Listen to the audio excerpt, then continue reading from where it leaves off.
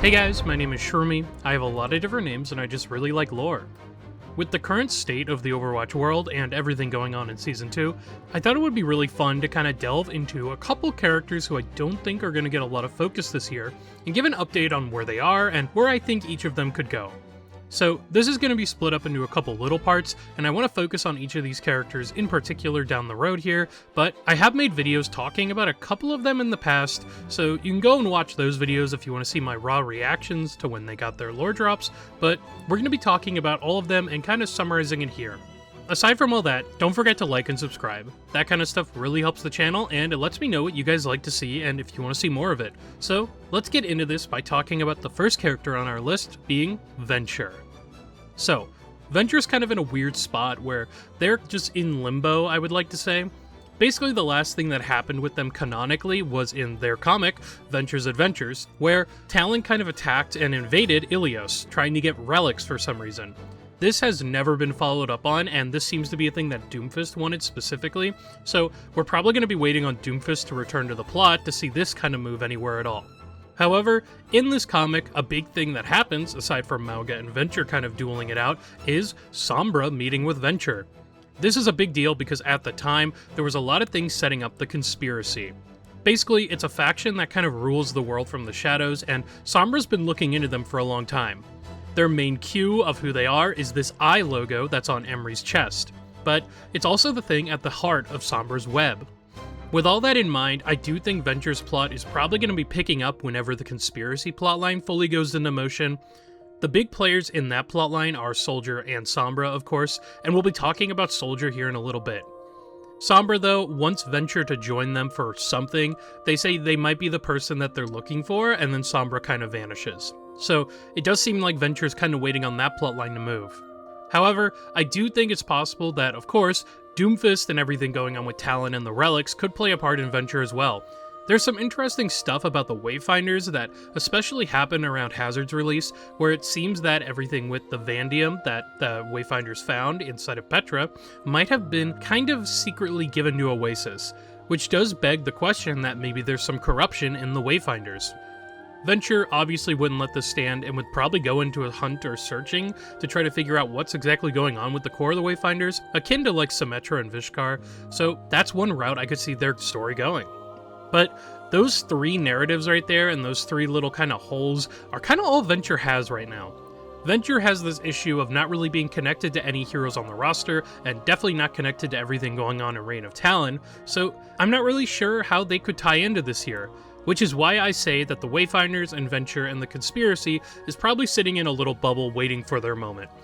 I do think there's a good chance that we could get this stuff going if the conspiracy is the focus next year, but I am going to talk about the conspiracy more when I talk about Soldier here in a little bit.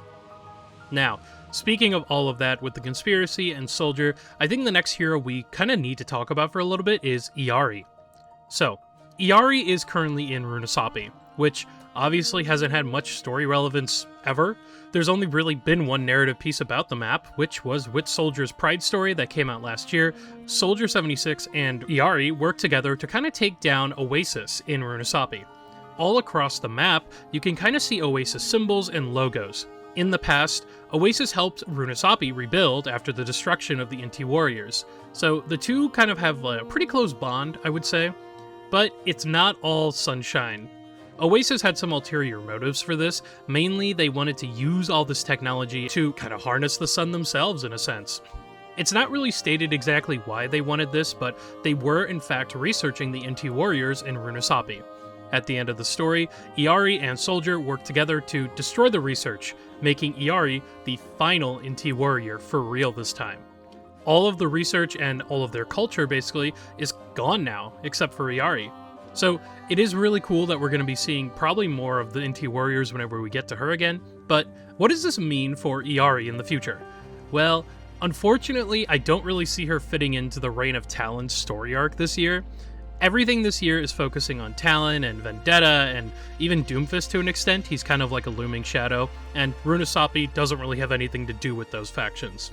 At the end of the story, Soldier asks Illari if she'd like to join him, or if she'd like to join another organization that was kind of rebuilding and getting all these kind of younger people together, which is pretty obviously talking about Overwatch, but she declined. saying her place was to defend Runasapi as its last warrior. So I don't see her leaving there anytime soon.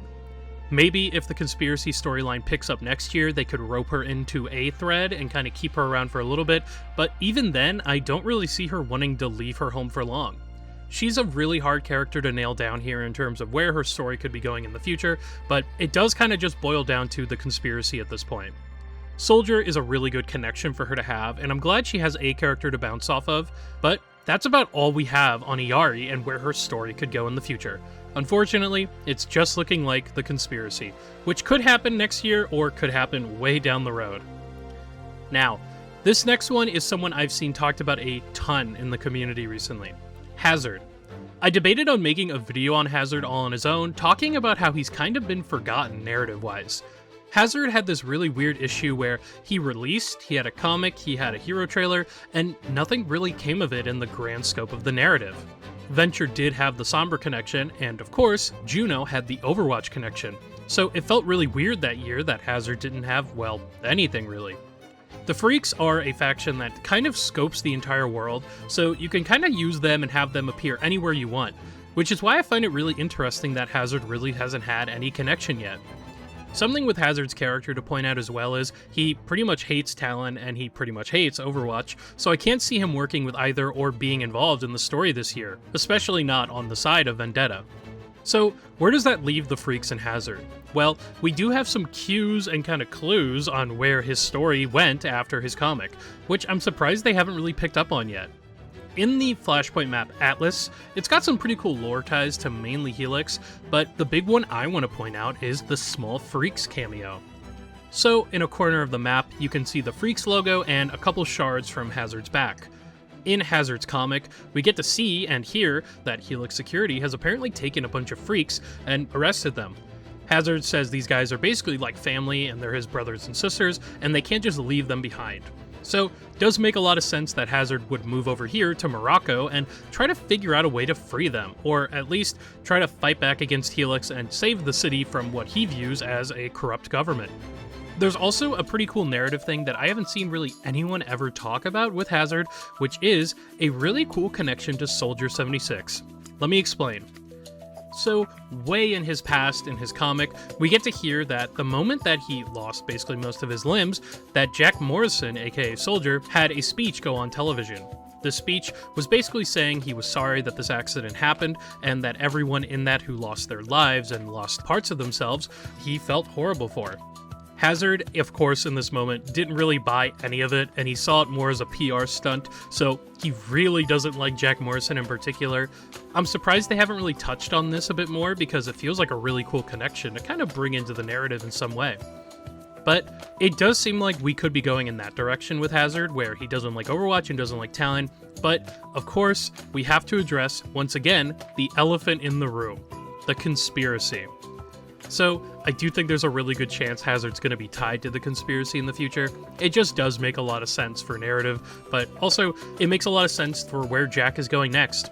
Soldier 76 said he was going to be heading towards Oasis after everything with the Lucky Man short story that happened a while ago, and after his little pit stop in Runasapi, if you look at a map, it would make a lot of sense to stop off in Morocco and then go to Oasis itself. So, it would make a lot of sense if Hazard and Soldier 76 get to meet. Soldier is really kind of making a small conspiracy crew here. I made a video and a kind of speculative piece on the conspiracy a while back where I talk about this, but Hazard just feels like he would be perfect for this plotline, and it would give him something to do. The conspiracy might have been the ones responsible for his accident, maybe framing it on Overwatch, so that could add a little bit of tension to it all as well. Kind of shake Hazard's worldview in a sense. I would like to see where they kind of take him in the future, and of course, his little group of freaks. Please give me Susie as a playable hero. Now, the next couple heroes I want to talk about are in little pairs. These ones, I don't really see their plotlines moving anywhere, but they're kind of intertwined in a sense. So, the first one I want to talk about is Vishkar, more specifically, Symmetra and Lifeweaver. The last thing that happened in their story was in the Rebuilding Ruins short story, where Symmetra went to the Atlantic Arcology to try to convince Lifeweaver to join Vishkar again. He declined, saying that he basically hated the company and they were going to use his bio-like technology for evil means. Of course, Symmetra was already conflicted about Vishkar, but getting to see her old friend and hearing his perspective on things opened her eyes even more. And after defeating a small Null Sector invasion, they kind of agree that something is wrong with Vishkar, but Symmetra wants to fix it from its core, and Lifeweaver wants nothing to do with it anymore. So their story is kind of up in the air at the moment for where it could go in the future, but I do think this one is going to be really hard to tie into anything. Of course, I want to bring up Domina. So Domina is the VP of Vishkar, and we don't really know how she sees Symmetra and Lifeweaver. We have interactions in-game where she seems to value Symmetra pretty highly but doesn't really respect her, kind of confused by her own talents and seeing how people really love Symmetra but don't really like Domina. That's a dynamic that I want to see them explore in the future, but with Lifeweaver, Domina does not like him, and he does not like her, obviously, so I can't see those two getting along. That kind of rules out those two being involved in the Talon storyline, because those two definitely would not agree with anything going on with Talon and what Domina's planning with Vendetta, and I don't really see them getting into Overwatch either, since neither of them have any real connections to any of the heroes in there. So where does that leave them? Well, I think these two are the only ones I can really say on the roster who don't really fit into any narrative cohesively. These two seem to be going in their own direction with finding out what happened to the founder of Vishkar, maybe the conspiracy was involved in the founder's disappearance, and Symmetra and Lifeweaver want to figure out what exactly happened there. But overall, these two don't really fit anywhere cohesively. And the last one of these guys I want to talk about is another little duo, Ramattra and Zenyatta. So, these guys are really hard to nail down. We'll start with the easy one first, Ramattra. So, obviously, Ramattra's plan of getting him as many Omnics as he could went off. We've speculated that he's in Antarctica, and with the Reconciliation comic, which was Ramattra and Zen's reuniting moment, we got to see that he's somewhere cold currently with all the Omnics he got. He said he was going to go into hiding for a little while to wait till this all kind of boiled over with Vendetta, and he was fearing that Talon's problems may soon become the world's problems, which is exactly what happened. So, it looks like Ramattra is kind of just in a waiting mode. If we break out of the lore for a second, this is obviously going to be a thing we're going to have to pick up on in the future. I'm not really sure when they're going to go back to the Omnic storyline because the plans for it kind of got all jumbled, but I would like to see Ramattra get back into the spotlight in some way. Now, there are a couple ways you can go about getting Ramattra back in, mainly making Null Sector a bigger deal, but that would probably be a storyline saved for a year down the road, aside from the conspiracy and Talon. I don't see Ramattra getting involved with Talon, especially not with Doomfist gone, and definitely not with the conspiracy because they have no real connection to each other at the moment, so it looks like Ramattra is kind of just MIA at the moment, sitting in a little bubble in Antarctica if I had to guess. The other character I do want to bring up with all this though is Zenyatta. So, the last thing we know about Zenyatta was he was taken to King's Row, where in the Reconciliation comic, Ramattra and Zen got to re-meet. They had a heart-to-heart where Ramattra explained his perspective on everything going on with Omnics and subjugation and asked Zenyatta to join him. Zenyatta declined and Ramattra left. So that's kind of where we left Zen. This is one of the characters that we don't really know where he is currently in the story. You can make a case for, well, any other character to really be anywhere in the world, but with Zen, we don't have an exact location. We have canonical appearances like in the Christmas comic or even in Reconciliation where it seems like he's been hanging out with Symmetra and Lifeweaver for a little bit, but I'm not really sure how the timeline adds up on that. Now, with all of that in mind, I'm not really sure where Zenyatta's story could go next. It seems pretty intertwined with Ramattra's obviously, and he's definitely not going to be joining Overwatch at the moment, and definitely won't be joining Talon. You could say that Genji maybe could be that connection to get him into Overwatch, but also, if they were going to get Zenyatta in, I feel like he would have joined by now. Zenyatta's a character who's very, very passive, doesn't really like to fight, but can if needed, so maybe he'll have to be forced to join a side. I could see him joining Overwatch just to get him involved in a major storyline again, because it'll be a little while, but I think ultimately I would really like if Zenyatta just began to travel the world again. Maybe we could get a hero or location that he visits in the future.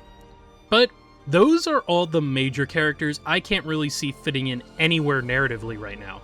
Every other hero on the roster, at least to some extent, will be important to this year's story, at least from a mention or background importance to, well, everything going on. The Talon trio of Reaper, Widowmaker, and Sombra is one I want to point out as an example. They've already been involved in the story to an extent because they left Talon, so I could see them having a background focus through this year and maybe getting involved whenever Doomfist shows up again. Or we could have characters like Mizuki, Kiriko, and Hanzo, who are probably going to be important in Season 3 when the Hashimoto and Tokyo map come out. But those are kind of my overall feelings and thoughts. I do have a lot of feelings on how they've handled Sierra so far this season, but I'm going to be saving those for an end-of-season recap in the future. Anyways, what did you guys think of all this? This was a really fun one to make, and kind of a wrap-up/speculation piece on a ton of different heroes, so I'd love to hear your thoughts on it. Let me know how you feel about all this, and if there's any other heroes that you think could be tied to a faction in the future. I love to read your guys' comments. That's all from me, and I'll talk to you guys in the next one. Bye!